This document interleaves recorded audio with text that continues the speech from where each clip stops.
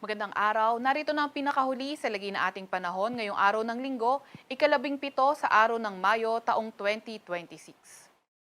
Narito ang ating pinakahuling satellite image kung saan frontal system o ito yung stationary front. Ito ay salubungan ng dalawang hangin na merong magkaibang air mass. So, magkapareho yung lakas ng hangin kaya ito ay nagiging stationary o hindi gumagalaw. So, itong frontal system na ito ang nakakaapekto sa may extreme northern Luzon at may ilang areas pa rin sa extreme northern Luzon na magiging maulan dahil nga sa system na ito.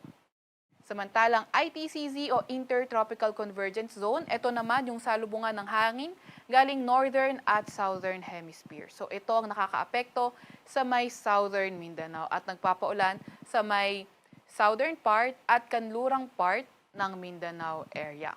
Samantalang yung low pressure area na minomonitor natin noong mga nakaraang araw na dating si Bagyong Kaloy ay nag-dissipate na nga kahapon.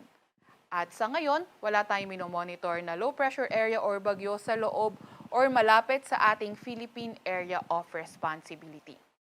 Para naman sa lagay ng panahon ngayong araw, inaasahan nga natin na yung frontal system patuloy pa rin magpapaulan sa may Batanes at Babuyan Islands. Kaya ingat sa mga inuulan ng mga nakarang araw pa sa mga banta ng pagbaha o hindi kaya pagguho ng lupa.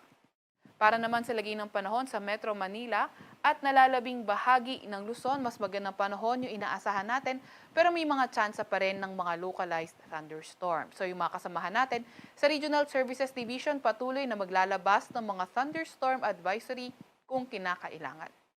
Naasahan nga natin na yung frontal system until tomorrow magpapaulan sa may Batanes at Babuyan Islands at sa mga susunod na araw, improving weather na yung inaasahan natin sa area na yan.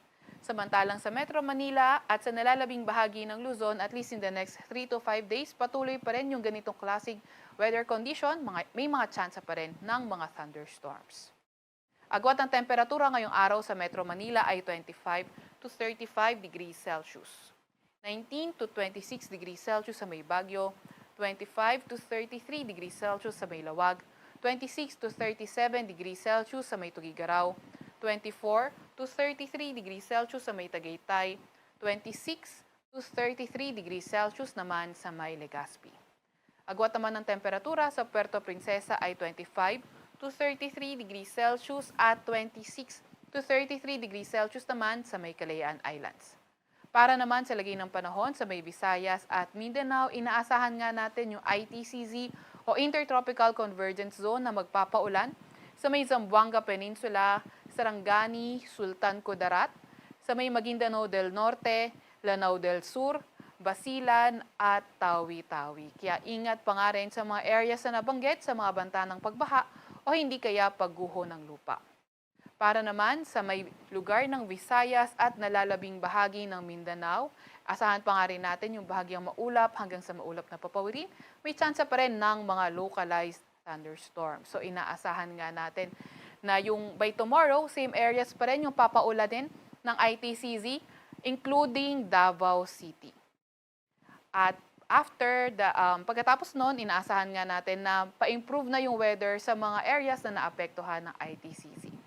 Samantalang sa Visayas and the rest of Mindanao, patuloy pa nga rin yung partly cloudy to cloudy skies condition na may mga tsansa ng mga thunderstorms. Agwat ng temperatura ngayong araw sa Cebu at Iloilo ay tinataya from 26 to 33 degrees Celsius.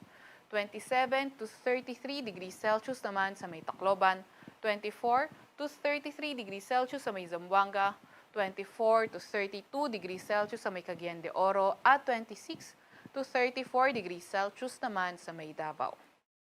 Update sa heat index, kahapon nga naitala ang 41 to 44 degrees Celsius na heat index sa Metro Manila at ang pinakamataas na naitala kahapon ay sa lugar ng Coron, Palawan na umabot sa 48 degrees Celsius.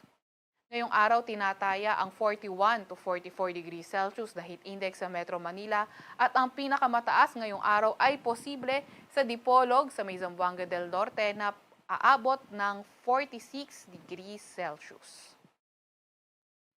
Para naman sa lagi ng ating karagatan, wala pa rin tayong gale warning sa kahit anong dagat baybayin ng ating bansa. Sa Kalakang, Maynila, ang araw ay sisikat ng 5:28 ng umaga at lulubog ng 6:17 ng gabi. Huwag magpapahuli sa update ng Pag-asa. I-follow at i-like ang aming X at Facebook account, DOSC-Pag-asa, mag-subscribe sa aming YouTube channel, DOSC-Pag-asa Weather Report, at para sa mas detalyadong impormasyon, bisitahin ang aming mga website, pag-asa.dosc.gov.ph at panahon.gov.ph. At yan nga muna ang pinakahuli sa lagay ng ating panahon. Mula sa Weather Forecasting Center ng Pag-asa, Veronica C. Torres, nag-ulat.